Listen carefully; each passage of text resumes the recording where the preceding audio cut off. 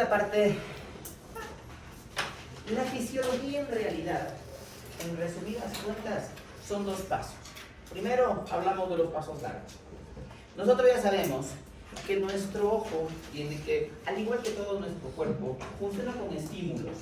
Ondas que se polarizan, se despolarizan, se repolarizan. Eso sabemos que funciona a nivel de todo nuestro organismo, a lo que se llaman potenciales de acción. Estos potenciales de acción están mediados directamente por una bomba, que se llama la bomba de sodio-potasio. Esta bomba de sodio-potasio lo que hace es interactuar entre sí para generar potenciales de respuesta. Cada uno de estos potenciales de respuesta, es decir, a mayor intensidad, es un potencial diferente. Puede ser desde los potenciales más pequeños, como por ejemplo la sensación, las cosquillas y el dolor en superior. Algo así pasa con nuestra visión. Mientras más bajo sea el potencial, lo que vamos a ver son colores de más alta frecuencia de onda. Mientras más alto sea el potencial, vamos a ver colores de más corta frecuencia de onda. Perdón, de longitud de onda. Les había comentado que mientras más larga sea la longitud de onda, el color es mucho más suave, más cálido, más noble.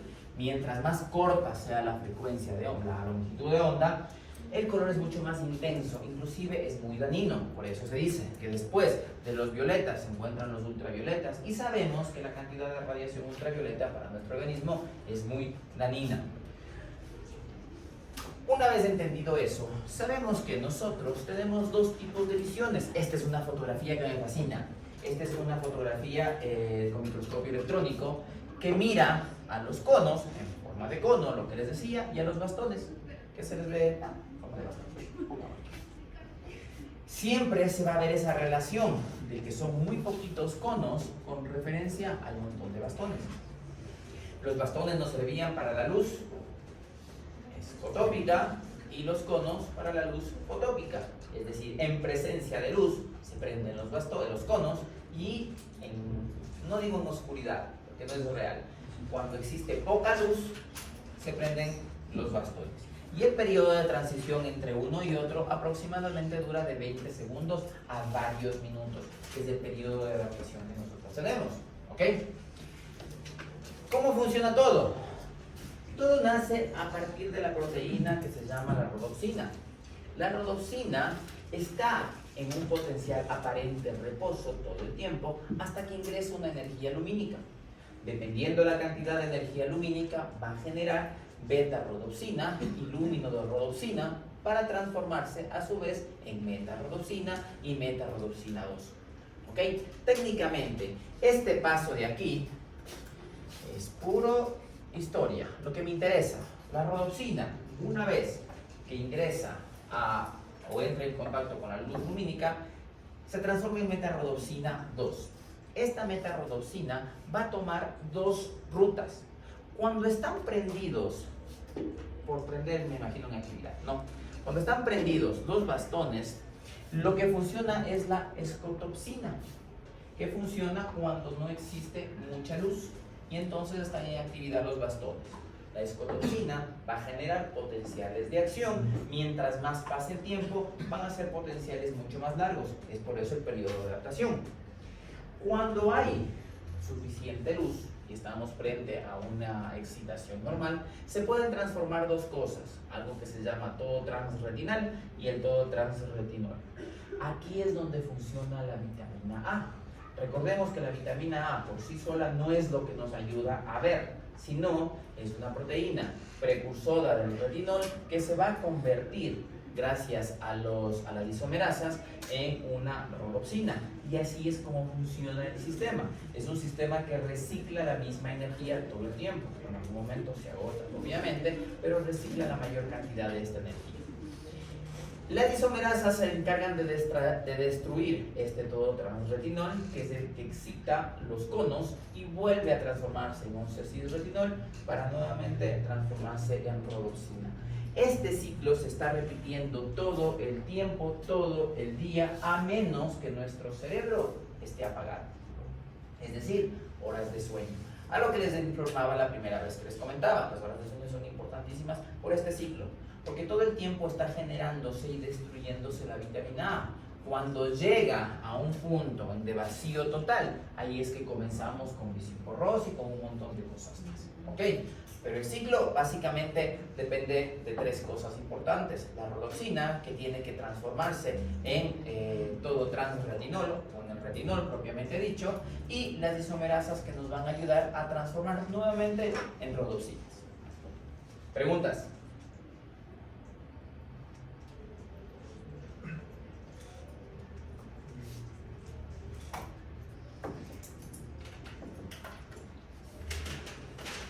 Continuamos. Una vez entendido, más o menos, cómo se encuentra la fisiología, sabemos que a nivel de la oscuridad existe una corriente catiónica. Una vez que se formó el retinol, o el todo transretinol, comienza una especie de inducción eléctrica dentro de los fotorreceptores que van a ser transmitidas. ¿Cómo comienza todo? Cuando el fotorreceptor se encuentra en oscuridad, existe todo el tiempo una corriente catiónica, sodio, calcio, magnesio, que se encuentra todo el tiempo circundando el citoplasma en las células, en los fotorreceptores. El segmento externo de estas células permanece siempre a una parcial despolarización. Esto es un poquito más de fisiología que otra cosa. ¿Ustedes se acuerdan a cuánto se encuentran normalmente despolarizadas las células del músculo? ¿Cuál es el potencial de acción que se requiere? ¿A positivo o a negativo? No. Bueno.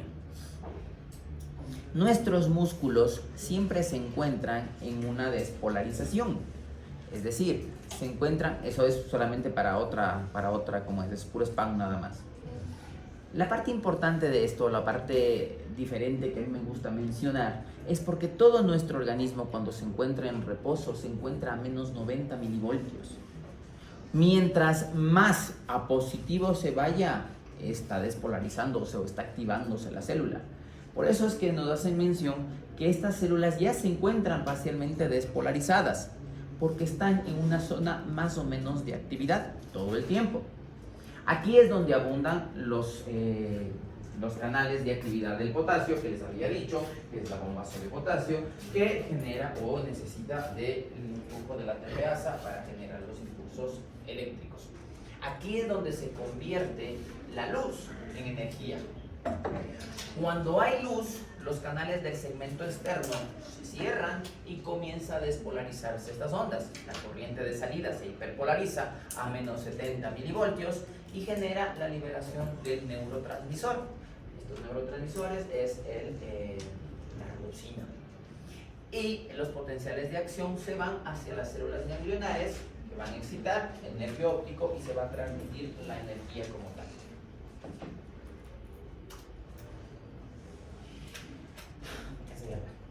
¿Preguntas? ¿Han terminado o han terminado? Yo sé que es bastante palabra más que acción. A mí me emociona mucho porque entienden cómo funciona. Pero lo más importante de esto, necesitamos dos tipos de células que se encarguen de transmitir las señales. Los fotorreceptores, que son aquellos que contienen los neurotransmisores, y necesitamos de las células ganglionares que lleven esta información. La luz, al momento que llega a los fotorreceptores, actúa mediante los compuestos que habíamos hablado, rodoxina, retinol, rodoxina, para poder generar estos cuadros de despolarización o esta hiperpolarización.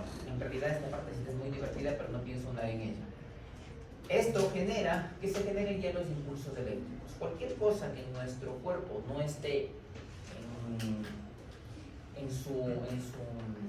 en su estado cero, por así decirlo, es raro para el organismo y a eso se llaman ondas de actividad o potenciales de acción. Cuando se activan estos potenciales de acción, nuestro cerebro los traduce como de donde vengan. Si vienen del oído, los traduce como sonidos; si vienen de los ojos, los traducen como visión; si vienen de la nariz, los traduce como olores. Pero siempre va a ser un potencial de acción dependiendo a la parte del cerebro que vaya. No depende mucho del órgano, porque el órgano siempre va a transmitir algo diferente. tiene mucho que ver a dónde manda las señales. ¿Ok? Eso fisiológicamente es lo que pasa. Luz, energía, impulso eléctrico.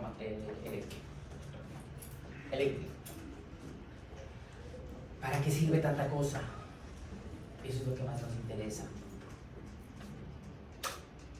Ahora se vuelve divertido. Bien, esto ya lo habíamos visto en las clases pasadas. Nosotros necesitamos... Ese es el shock de la reducción, ¿vieron? Insisto, es muy divertido cuando se lo entiende desde cero. ¿Por qué tengo ojos en el pie? ¿Qué son?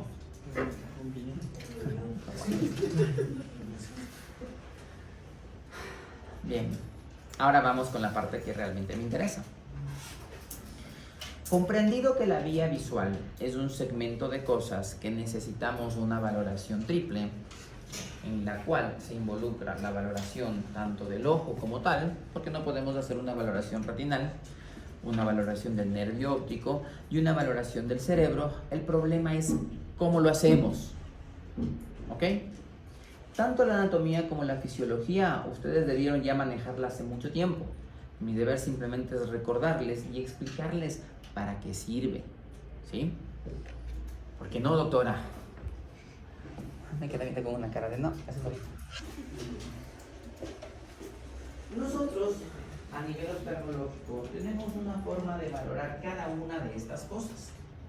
Como les decía, cuando nosotros arrancamos la historia clínica en oftalmología, es lo mismo que arrancar una historia clínica en cualquier otro tipo de materias. Siempre va a estar dividido en dos partes, la parte de la anamnesis y la parte del examen físico. En la anamnesis nosotros hacemos toda la preguntadera posible, ¿sí? Y tratamos de enfocar nuestro camino para algo. En la parte del examen físico hay cosas que sí o sí tenemos que hacer. Y esto es lo sí o sí que tenemos que hacer. Es como tomar los signos vitales. Un paciente que llega, no tenga temperatura, no tenga frecuencia cardíaca, no tenga tensión arterial, así no venga por eso, así venga por cualquier otra cosa, siempre está plasmado ahí. Ustedes están rotando en los hospitales, ¿verdad? Entonces se dieron cuenta que a todos los pacientes, así venga por un dolor de muela, presión arterial, frecuencia cardíaca, saturación, temperatura, todo eso tiene que ir de cajón. En oftalmología no tenemos eso, no podemos tomar la frecuencia cardíaca al ojo. Lo que nosotros hacemos básicamente y nuestros signos vitales es lo que les había explicado en la clase número 1. Primero, agudeza visual, ¿ok? Cualquier paciente que entre con ustedes y la consulta sea algo de los ojos, primero, agudeza visual. ¿Está bien? Como estamos en anamnesis neurooftalmológica, estamos tratando de ver la vía visual, otra de las cosas que nosotros tenemos que hacer es el campo visual por confrontación. El campo visual generalmente es la lectura de lo que el paciente ve al centro y a sus alrededores. Los gráficos del campo visual son técnicamente eso. Nosotros, en la historia clínica, lo que vamos a hacer es graficar un círculo dividido en 4 secciones, de los cuales, cuando está viendo bien en el centro, hacemos esto, y si es que nos falla alguno de los cuadrantes, lo vamos pintando. ¿Ok? ¿Me recuerda a alguien cómo se hace el campo visual por confrontación?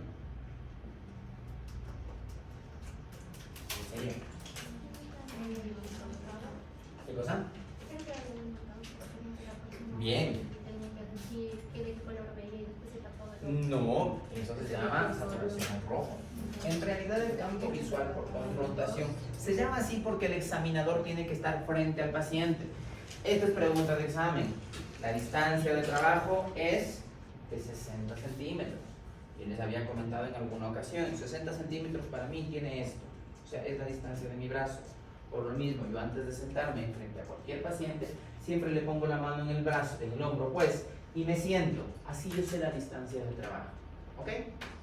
Me tapo un ojo y la paciente tiene que taparse el ojo lateral. Quiere decir, el mismo que yo me estoy tapando.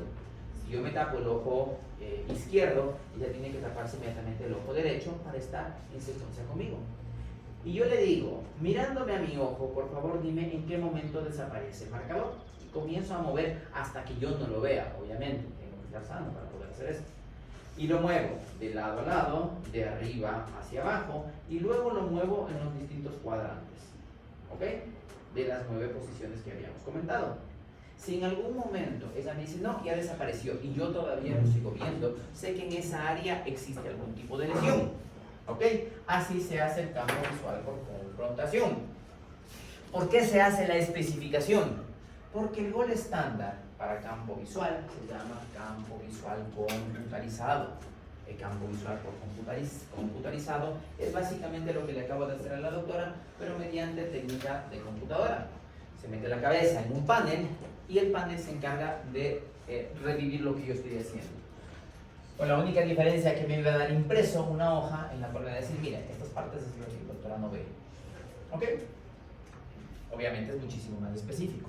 Pero a la mano, esto es lo que nosotros tenemos, es lo que le vemos a la examinadora hacer. Bien.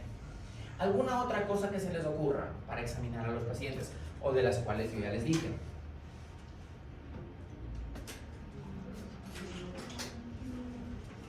Algo más que se les ocurra hacer a su paciente es que les llega diciendo que le duele o que le molesta la visión. Observar si las pupilas están. Perfecto, se llama reflejo pupilar. El reflejo pupilar existe de 2 tipos. El más conocido es el reflejo lumínico. ¿Sí lo han hecho ustedes? Sí, se los enseñaron en anamnesis. Sí, no, tal vez. Se agarra una linterna, se le coloca a un costado del paciente, se le pide por favor que cierre los ojos, contamos 5 segundos y los vuelve a abrir. La pupila inmediatamente lo que va a hacer es, tiene un colapso, se abre y se cierra inmediatamente. ¿Ok? Ese reflejo no me interesa cómo se llama, obviamente más es para el cerebro, pero eso es lo que sucede. ¿Ok? Entonces quiero esa pequeña práctica. Lo que vamos a hacer.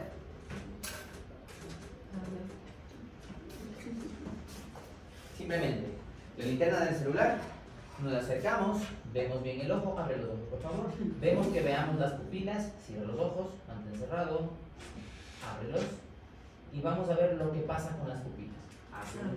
Se abre y otra vez comienza a cerrarse. Entre parejas, rapidísimo. Por favor, no hable.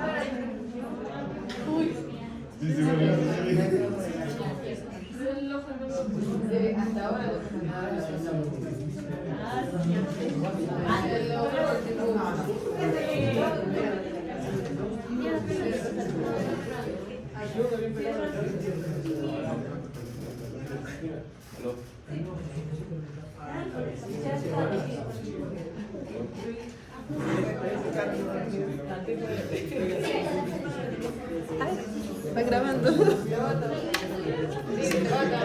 Sí, por favor, gracias. ¿Sí?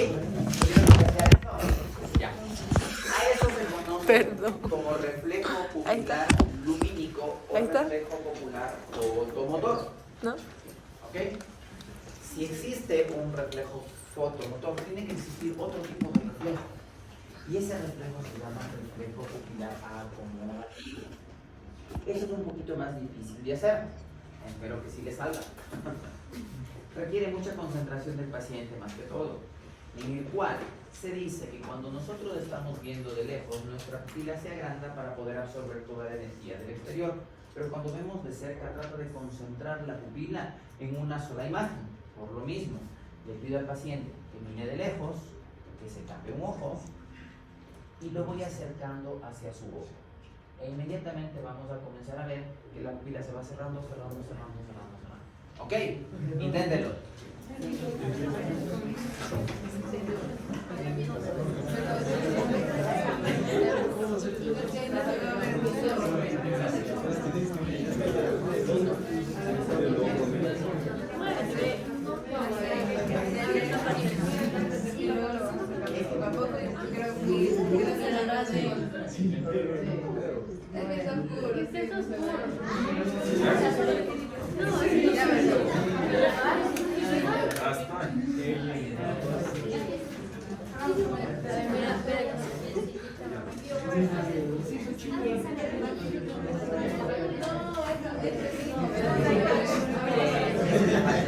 Las actividades. Cuando le acerque el objeto, tiene que concentrarse en el objeto. Está pensando en la importancia de que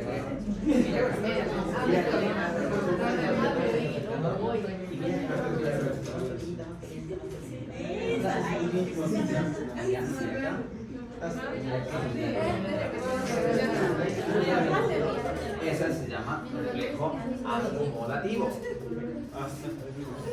Se debería ser más pequeña, ¿verdad? Y sin luz. Sí, se hace más pequeña.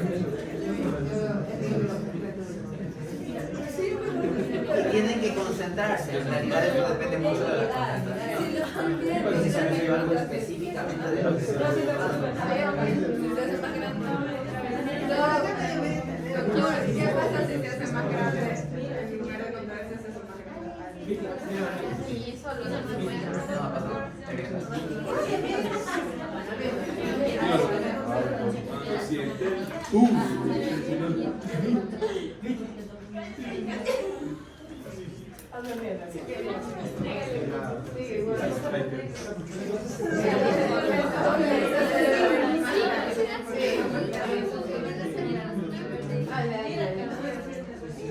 Normalmente, cuando se hace más grande, se llama desenfoque visual. Lo que está pasando es que cuando ustedes le acercan algo, no se está concentrando en eso, y lo que está tratando de hacer es ver a través de eso.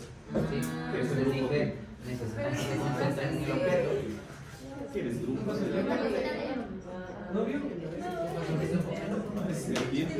Tiene que verse más claro el objeto cada vez que se va acercando. Esa es la premisa. Si lo ven borroso es porque están desenfocando la mirada. Que no es nada más que simplemente Ok, sí lo pudieron hacer. Y por último, este cuadrito no representa lo que yo quiero mostrarles. Este cuadrito no representa lo que yo quiero mostrarles, pero sí ejemplifica algo. La saturación al rojo, lo que me estaba comentando la compañera hace rato. El hecho de ver el color rojo y ver que se cambia de tonalidad significa un retraso en la conducción del nervio óptico.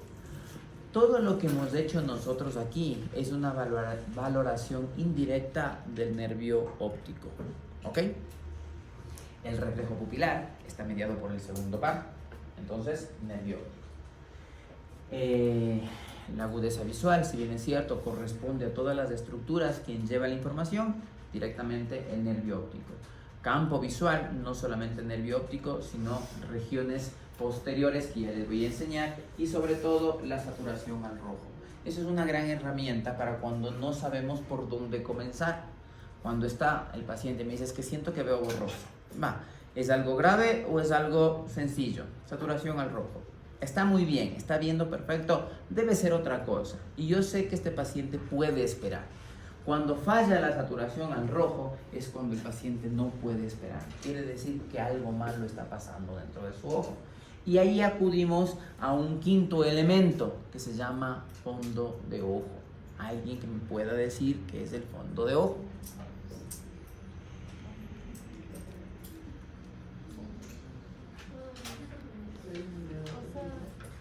Yo me acuerdo, pero no me acuerdo. O sea, se utiliza el nombre del objeto no me acuerdo, pero para tomar el fondo de ojo es que se coloca el objeto desde lejos y se va dirigiendo hacia el ojo del paciente, y una vez que logramos colocar encima del ojo nos acercamos y podemos ver todo lo que es la área de los vasos sanguíneos y ver si hay algo.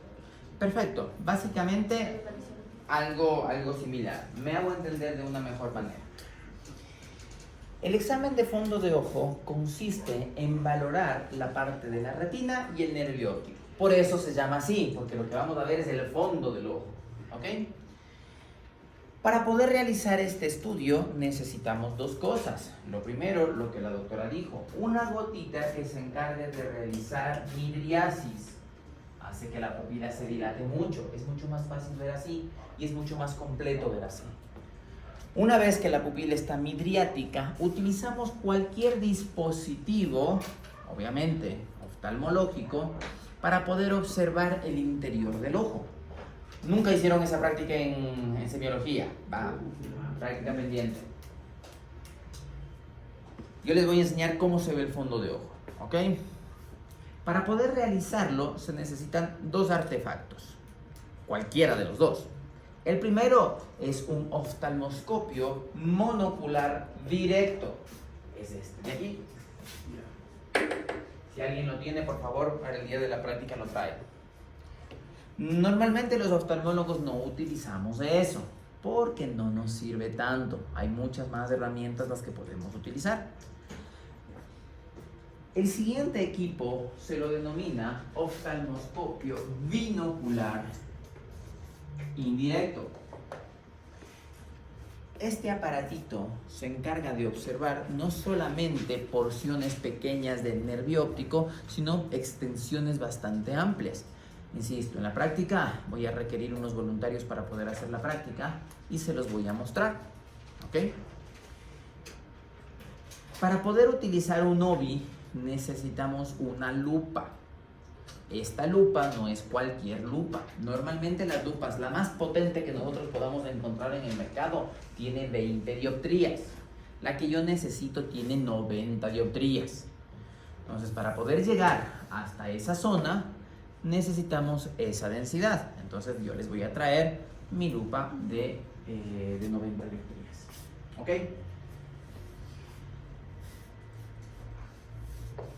El objetivo de nosotros poder mirar el fondo de ojo técnicamente es ser directos, ver el estado en el que se encuentra la retina, a ver si es que existe alguna lesión a nivel de la retina, de la mácula y sobre todo el nervio óptico.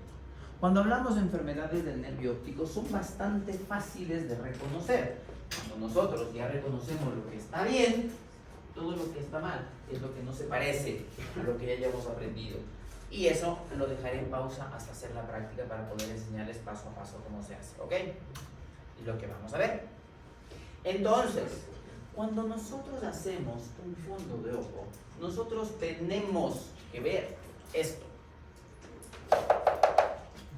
Eso es lo que se ve. Insisto, se los voy a demostrar. Eso es fácil de demostrar. Una vez que nosotros podemos ver el fondo de ojo, reconocemos 5 estructuras principales. La primera, esta manchita blanca que nosotros vemos aquí, es el nervio óptico, ¿ok? También denominada mancha ciega, porque como en esa zona no hay retina, por ahí no podemos ver. Nuestro cerebro es tan inteligente que lo que hace es zonas de visión ausente las va parchando. Eso sí lo saben, ¿verdad? ¿No? Bueno. Cuando nosotros tenemos alguna zona lesionada a nivel de la retina y no es tan grande, nuestra retina nuestro cerebro lo que hace es parchar con imágenes conocidas. ¿Alguna vez han hecho el experimento de mirar el dedo y hacerlo que desaparezca? ¿No? Sí, tal vez. Ya, doctora, explíquenos, ¿cómo es? O sea, no sé, o sea, yo sabía hacerlo del dedo y seguir haciéndole como que más para... En realidad lo que se hace es para afuera, ¿ok? Vamos a hacer esto, ¿sí? Con los lentes, los que utilizan lentes. Se van a tapar un ojo, ¿ok? Ese es importantísimo, perdón que lo haga de esta manera. Y van a poner el dedo al frente para que ustedes lo puedan ver.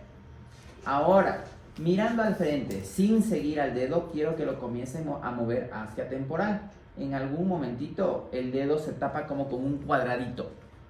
Háganlo. Hacia temporal. Tápense en un ojo. Vean fijamente el dedo. Y ahora, sin seguir al dedo, mirando fijamente a donde están mirando, muevan el dedo hacia temporal. Y en un punto, un cuadradito negro le tapa. Le estaba haciendo doctora. Aquí. Mírelo. Míreme a mí. Míreme a mi ojo. Ya. Por ahí. ¿Se da cuenta que el dedo técnicamente desaparece en una porcioncita? Ya. Y es un cuadradito. Es un cuadradito perfecto. No sé cómo funciona, para mí somos robots, pero es un cuadradito. ¿A quién le salió? Sí, les pasa. Qué falta de concentración que tienen ustedes.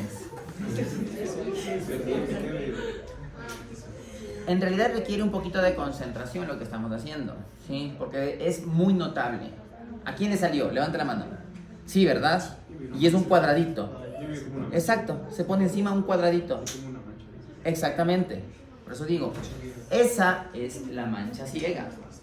Nuestro cerebro, como no puede combatir ese movimiento se combate con la unión de los dos ojos. Es por eso que entre los dos forman una sola información y generan un universo de visión. Cuando yo me tapo un ojo, bloqueo ese universo de visión y al momento que yo estoy moviendo, encima de mi mancha ciega, por ejemplo aquí lo tengo, es un cuadradito que le tapa. Ese cuadradito corresponde al nervio óptico. ¿Por qué? Porque ahí no hay retina, ahí solamente hay filetes nerviosos y no hay nada que conduzca la energía. Es más, todo está migrando hacia el nervio óptico. Primera estructura. Segunda estructura que vamos a encontrar son los vasos sanguíneos emergiendo del nervio óptico. Recuerden, en anatomía les había comentado que en el centro del nervio óptico transcurren los vasos centrales de la retina, así se llama. Existen venas y existen arterias centrales de la retina. Estas se dividen en 4: temporal superior, temporal inferior, nasal superior, nasal inferior. No tengo que ser genio para entender eso, ¿ok? Nace temporal superior, temporal inferior, nasal superior, nasal inferior, ¿ok? Son los 4 vasos principales de la retina. Nacen de los vasos centrales de la retina: arterias y venas. Segunda estructura. Tercera estructura que vamos a determinar es esta manchita negra que se ve. Esa mancha negra es la mácula. La palabra mácula significa mancha. Eso es lo que vieron cuando hicieron la primera vez un fondo de ojo. Vieron una mancha negra que no supieron qué era. Y esa mancha negra contiene la mayor cantidad de células condensadas en su interior. Cuando veamos fibra nerviosa, van a ver qué cantidad de células contiene eso y cantidad de fibras, sobre todo, contiene la mácula. Es por eso que es negra. Esta es la fuente que nos ayuda a ver un 90% de la visión total. Tercera estructura. En el trasfondo, nosotros vamos a localizar esta membranita que brilla. ¿Sí ven? Toda esta partecita de acá atrás que brilla, todo el universo que lo contiene, es la retina. ¿Ok? Todo lo que ustedes están viendo como ese papel celofán brillante, eso es la retina. Y la última estructura se encuentra en la periferia, que no se las puedo mostrar acá. Esto técnicamente es lo que nosotros vemos cuando hacemos un fondo de ojo. Lo que les decía, todo lo que no es normal se va a convertir en algo anormal. Ahora, ¿cuál es la diferencia entre uno y otro? Que la mancha blanca está mucho más grande. Ya, muy bien. También la parte de las manchitas que dijo que era la retina, las brillantes, la parte derecha está desapareciendo un poco y solamente está. Mam, tiene mucho. ¿Alguien más encuentra otra diferencia? ¿Perdón? El color va. Sí, tiene bastante que ver también el color, hay mucho edema. ¿Qué más? Los vasos sanguíneos, perfecto. Los vasos sanguíneos normalmente siguen una ligera tortuosidad que no es mayor. Acá podemos ver vasos sanguíneos que están totalmente espiralados. A eso se le conoce como tortuosidad vascular. Pero lo que yo quiero que vean es esta, el nervio óptico. Este nervio óptico es como que le hubiésemos dibujado una línea alrededor del nervio. Si ustedes pueden verlo, es como que tuviera una liñita negra alrededor. Ya. A eso se llama nervio óptico con bordes definidos. ¿Ok? Cuando nosotros relatamos un fondo de ojo, a eso es cuando nos referimos a nervio óptico con bordes definidos. O en nuestras palabras sabemos decir con bordes netos. Pero es esto, es ver esta liñita alrededor del nervio óptico. En este caso no existe una línea. A esto se le conoce como bordes difusos. Cuando hay bordes difusos, ingurgitación vascular, a eso se conoce como edema de papila. El nervio óptico en su porción más anterior, es decir, aquí en el ojo, se le conoce como papila. Entonces, lo que nosotros tenemos es un edema de papila o un papiledema, también se lo conoce de esta manera. ¿Por qué ocurre? Por aumento de la presión en el nervio óptico, no en el ojo. Es un aumento de la presión en el nervio óptico. ¿Cuáles son las causas para las que pueda aumentar la presión del nervio óptico? Cualquier cosa que lo oprima, es decir, tumores, tanto a nivel del nervio como del quiasma, como directamente tumores intracraneales. Segundo, que haya aumentado la presión directamente del cerebro. Una presión endocraniana aumentada o una hipertensión endocraniana que se ven en las hidrocefalias, se ven en las hemorragias y se ven en un montón de otras cosas más. ¿Ok? La idea es esto. Todo lo que no se parece a lo normal tiende a ser anormal.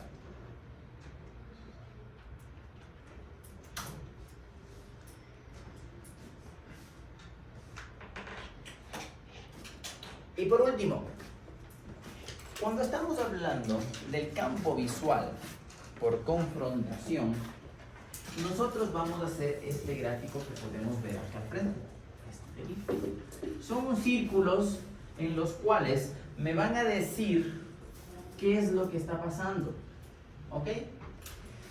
Estos círculos es un resumen de lo que realmente es. Cuando nosotros buscamos en internet defectos del campo visual, nos salen un montón. Pero técnicamente este es un resumen mediado. Por eso no quiero que sepan más que esto. Porque esto es lo que vamos a encontrar en un campo visual. No vamos a encontrar tanta especificidad.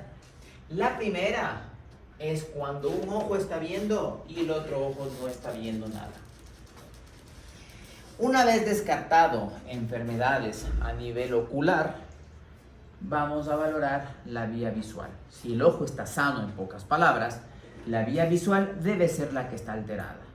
¿Cuál es la alteración cuando uno de los ojos no ve? Es una alteración directa en el nervio óptico. Es decir, hay una ruptura, lesión, hemorragia, isquemia, infarto, lo que quiera, del nervio óptico. En pocas palabras, desde ahí en adelante dejó de funcionar. ¿Ok? Cuando esto sucede, el defecto que produce es una amaurosis. Es el término técnico de la ceguera. ¿Ok? Palabra para su glosario de palabras. Lo que va a producir es una amaurosis.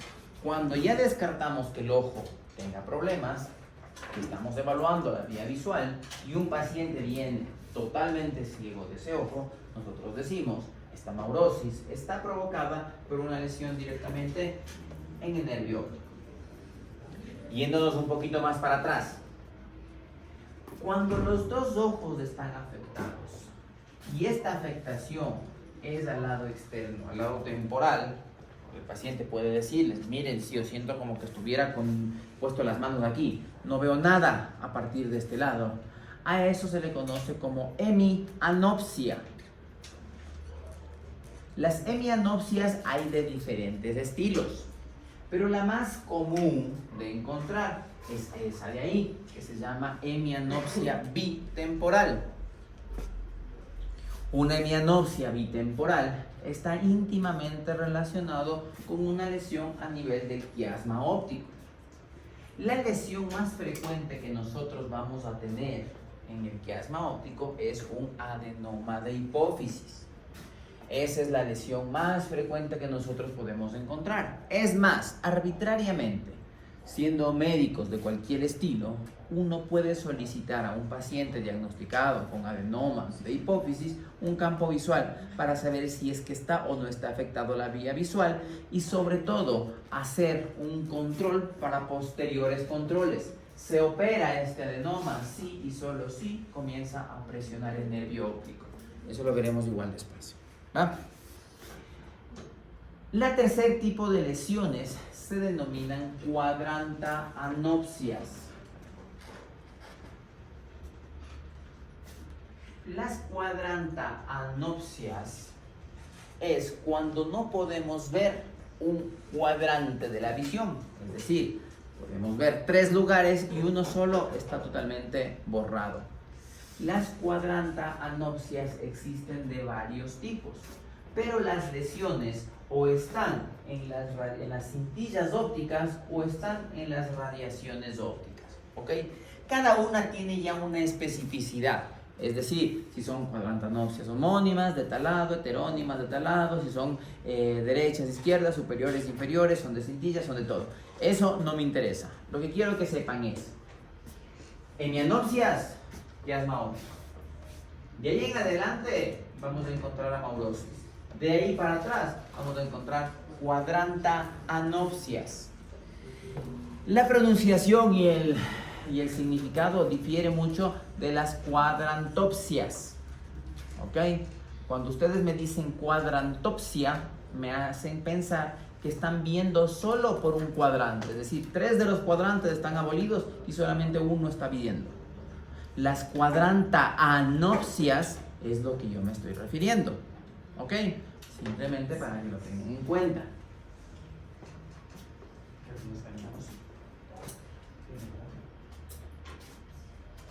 Sí. Ay, me cansé.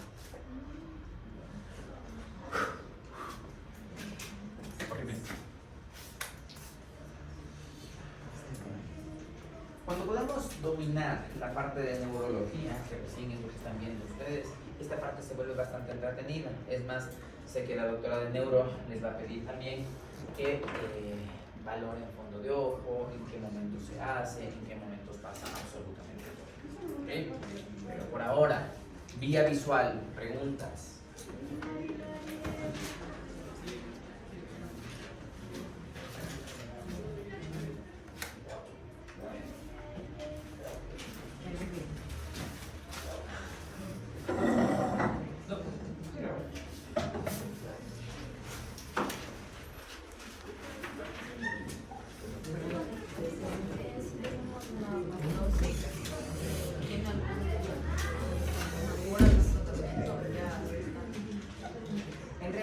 Las patologías son diversas, ¿okay?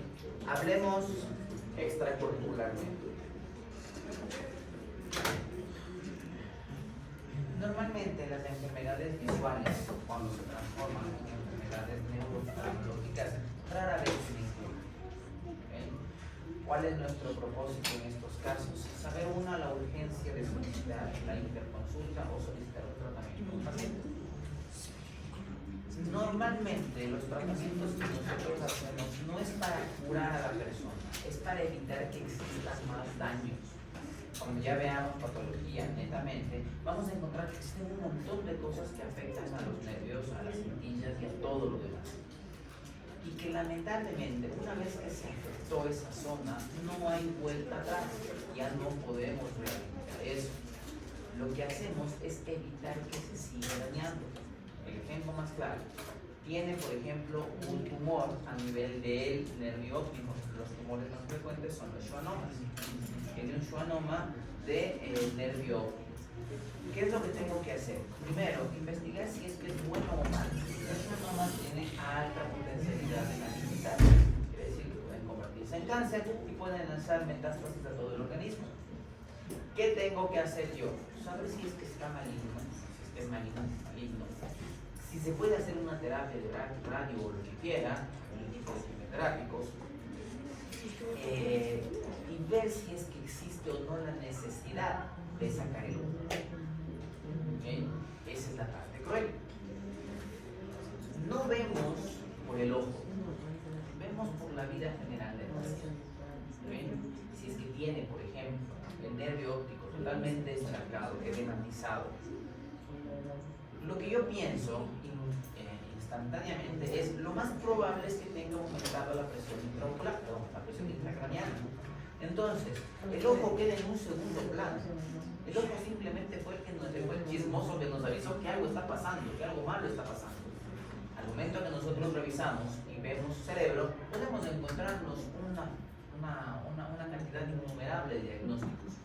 Uno de los principales diagnósticos suele ser hemorragias intracraneales, suele ser lesiones a nivel de los cuerpos de los círculos laterales, generando sobreproducción de líquido, está generando una hidrocefalia posterior a esto, puede ser tumores, puede ser un montón de cosas. ¿Okay? Saber a qué nivel tengo que actuar es la base para yo poder dar un tratamiento adecuado.